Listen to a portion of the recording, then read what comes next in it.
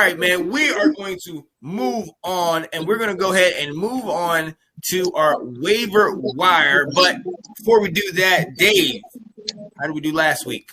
It was up and down. It was definitely up and down. I focused on the running back portion of Bimageddon, and Dearness Johnson. If you made that move, you're a very happy person. The reason why he was top of my list wasn't just because of the injuries, and Bimageddon. It was because he had the opportunity to really showcase his talent, and he is playing behind two very solid running backs. But the fact that they both just got hurt, it was gonna give us something to go with for the rest of the year. And if I'm a Dearness Johnson owner, I'm not letting him go. I don't care if Chubb and Hunt were both back this week, healthy as horses. I'm stashing that guy. Yeah. And then Michael Carter, told you to look into that. He'd had really decent targets each week, and 16.4 from him. Great week. I also told you to go get Latavius Murray. That did not work out so well. Thing is, he was hurt. And alrighty, and then Sid's quarterback picks were Derek Carr, Teddy Bridgewater, and Tua. On the whole, it's a pretty solid for Bimageddon if you just needed somebody for this week. Tua, 26.5. Derek Carr, 19.02. Teddy was disappointing. He is somebody that I picked up to get through this week, 13.78. So, overall, 2 out of 3. Well done, Sid. If you were going to tell me Teddy was going to outscore Patrick Mahomes this week, I would have taken it. Right? Right. Put it all on that. Let's go. On top of my running backs, Sid threw a few more out. Rashad Penny, Miles Sanders, J.D. McKissick. Nobody scored over 10. Miles Sanders was probably the biggest bust of the Bimageddon placeholders for everybody who held him. We just talked about that. Tim Patrick and T.Y. Hilton. Tim Patrick putting up the 3.6. T.Y. Hilton put up a 12. So, 50-50 there.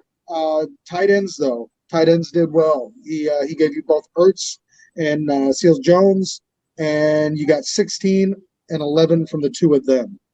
Dalton also agreed with the tight end there, and he also threw Devontae Booker, Cole Beasley, and Jared Cook at us. So outside of Dearness Johnson and Tua, Cole Beasley coming in at a 21.8 this week, exactly what Dalton told you. He's not going to blow up every week, but every now and then Josh Allen's just like, hey, buddy, you want to play catch today? Right. And they do work. But 12.5 from Jared Cook and 14.6 from Booker. Solid performances from his picks as well. All right. So what do you got for us this week, Sid? All right, this is a rough week, so there's not a lot out there. It was tough to kind of go through it and see what I got. At least one position, one player for each position, but it's rough out there. So the first one I have for quarterbacks, Danny Dimes, Daniel Jones. He's got a great matchup. Yep. The Chiefs' defense has been absolutely terrible. Pretty much anybody that goes against them puts up points. So I like him, even though all his receivers are hurt. He does run the ball a lot, and yes, he does have a receiver that I actually have on my list as well. So I'll get that next. But 10 times I like him this week for sure. For running backs, we talked about Miles Sanders getting hurt, so I like Gainwell. Kenneth Gainwell, his backup. He's been their receiving back all year anyway, so he's almost been a viable starter just because of his targets. So with Sanders out, he should be boosted up a little bit, so he's going to be a good one for this week. Receivers, I actually got a few of these ones. With the COVID bug going around Green Bay, MVS, Marquez Valdez-Scantling, and Randall Cobb both are being elevated to the 1 and 2 for that Green Bay offense. And we all know the Cardinals offense is going to score a ton, so Packers are going to have to throw the ball, and they're going to be the top 2. The third receiver I got is that Giants receiver, Dante Pettis. He's got, I think, 16 targets over the last 2 weeks with all the other injuries going on. So definitely look at Dante Pettis if I know he's available in a lot of leagues. So he's something that would be worth a pickup. For tight ends, we got the guy you were talking about earlier, Sean, Foster Moreau. Yeah. With Darren Waller, they're on a bye this week, so he's not somebody that you can pick up and start this week. But definitely, if Darren Waller's going to be out for a while, he looked great in the fill-in role this game. So he got a lot of targets, basically filled in exactly for what Darren Waller would have done. So if you want to stash him for going forward, he's not a bad pickup, especially being on a bye. Not a lot of people are going to look at him. And then the other tight end is Robert Tanyan, if he's available. People have dropped him because he hasn't been performing. With the Lazard and Adams being out, any pass catcher for the Packers should have value this week. And then that was everything I got because there's not a lot out there when it comes to waivers. Yeah. Sid and I literally have identical lists. And I knew that was going to happen, so I'm kind of taking a different track. The only thing I wanted to throw out there, Danny Dimes, I absolutely agree with for this week because of that rushing ability. Yeah. I also went and looked at Tua and at Carson Wentz simply because of their schedules. Going forward, Tua has Buffalo, Houston, Baltimore, and the Jets. So one tough week coming up and 3 very, very scoreable matchups.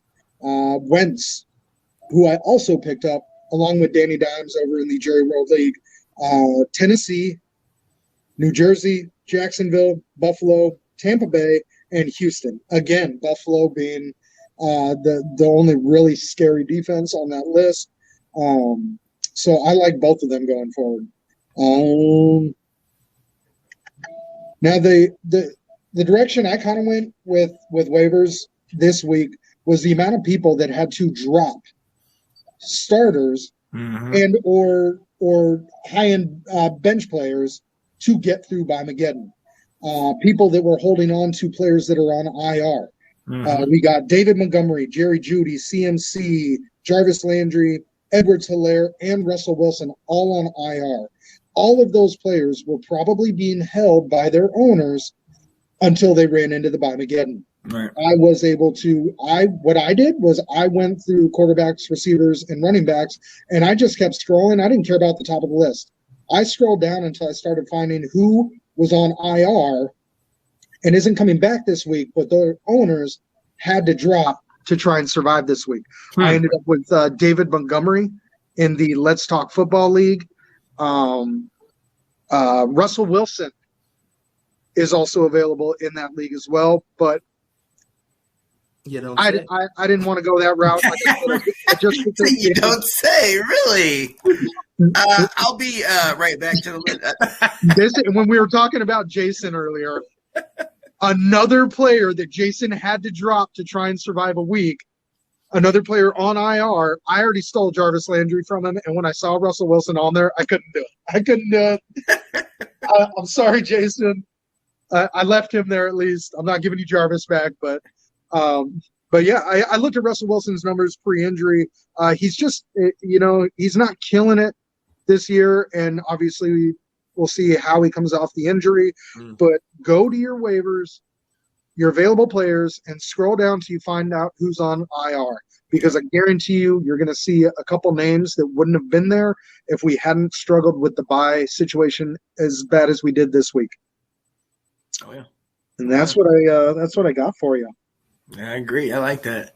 I will actually be doing that momentarily. Thank you for that, friend. Thank you. Guy out here picking up players off.